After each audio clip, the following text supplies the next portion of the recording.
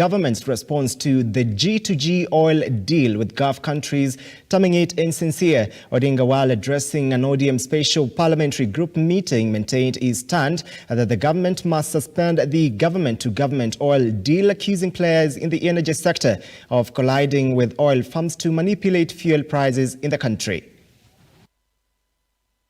As the government-to-government oil conversation continues to gain momentum, eliciting different reactions following the dossier by Azimio leader Raila Odinga on Thursday. There was no G2G. Kenya government did not sign any contract with Saudi Arabia. Only the Ministry of Energy and Petroleum signed a deal with the state-owned petroleum companies. The Azimio chief on Friday fired back at Majority Leader Kimani Ichung'wah for terming the dossier as hot air. Culminating to the statements made by Mr. Odinga himself and another group of Azimio leaders yesterday somewhere in Westlands.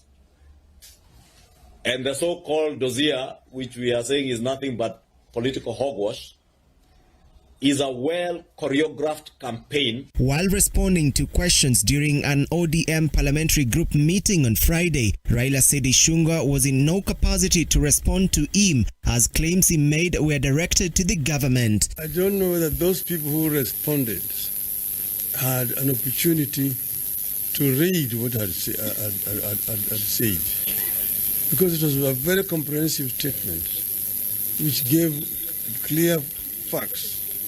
And I challenged the government to contradict what I'd said.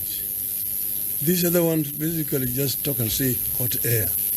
I don't know which hot air, where that guy is coming from. And this is supposed to be majority leader of government.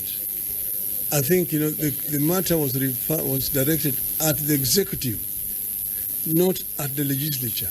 In his dossier, Raila pointed out that the G2G deal is nothing but corruption, masked as legitimate agreement between the two governments, arguing that if indeed it was government-to-government deal, there would be no need to have private entities sign the MOU. That the characterization of this deal as a G2G was meant to shield the three Kenyan companies from paying the 30% corporate tax. Back in March, the government, through the Ministry of Energy and Petroleum, entered into a G2G agreement with Saudi Arabia and United Arab Emirates companies for the supply of petroleum to save the country from the shutdown due to the nationwide petroleum shortage. The process underwent scrutiny and approval by the National Assembly and the Office of the Attorney General. John Matava, Lookup TV. The government to